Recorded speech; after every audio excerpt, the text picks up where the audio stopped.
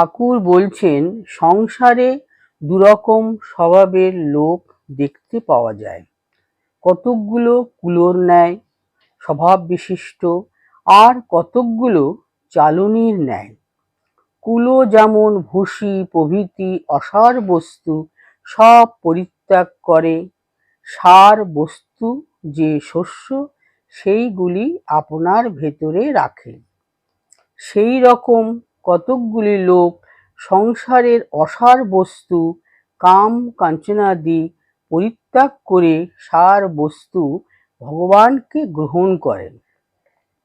চালুনি যেমন সার বস্তু সকল পরিত্যাগ করে অসার বস্তুগুলি নিজের ভেতর রাখে, সেইরূপ সংসারে কতকগুলি লোক সার বস্তু ঈশ্বরকে পরিত্যাগ করে অসার বস্তু কাম কাঞ্চনাদি গ্রহণ করেন।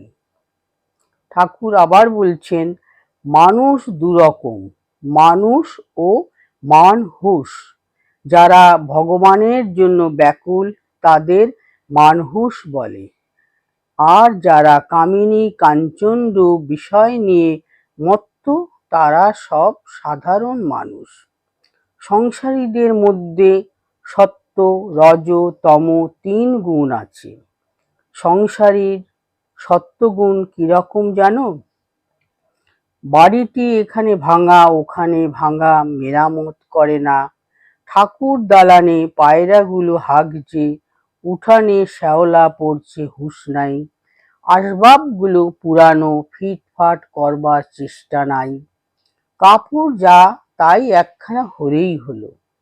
লোকটি খুব শান্ত শিষ্ট, দয়ালু, অমায়িক, কারু কোনো অনিষ্ট করে না। সংসারের রজগুণের লক্ষণ আবার আছে।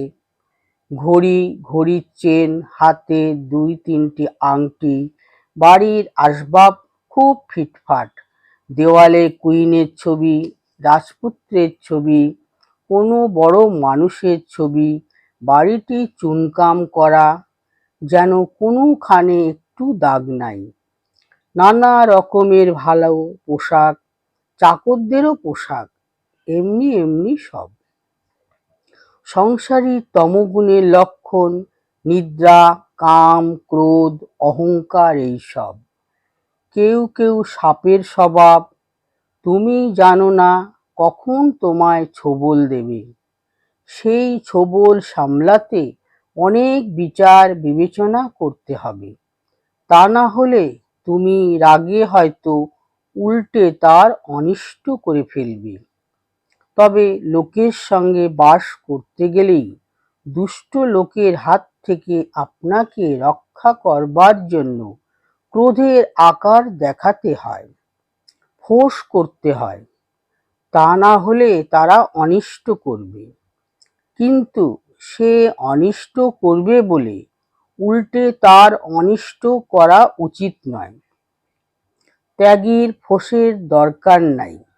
সংসারী ফোঁস করবে, বিষ ঢালা উচিত নয়। এই কটি লোকের কাছে সাবধান হবে। প্রথম, মুখ হলসা, হল হল করে কথা কয়, তারপর ভেতর বুদে, মনের ভিতর ডুবুরি নামালেও অন্ত পাবে না। তারপর কান তুলসে, কানে তুলসী দেয় ভক্তি জানাবার জন্য। দ্বিগোল ঘোমটা নারী, লম্বা ঘোমটা, লোকে মনে করে ভারী সতী, তা নয়। আর পানা পুকুরের জল, নাইলে সান্নিপাতিক হয়।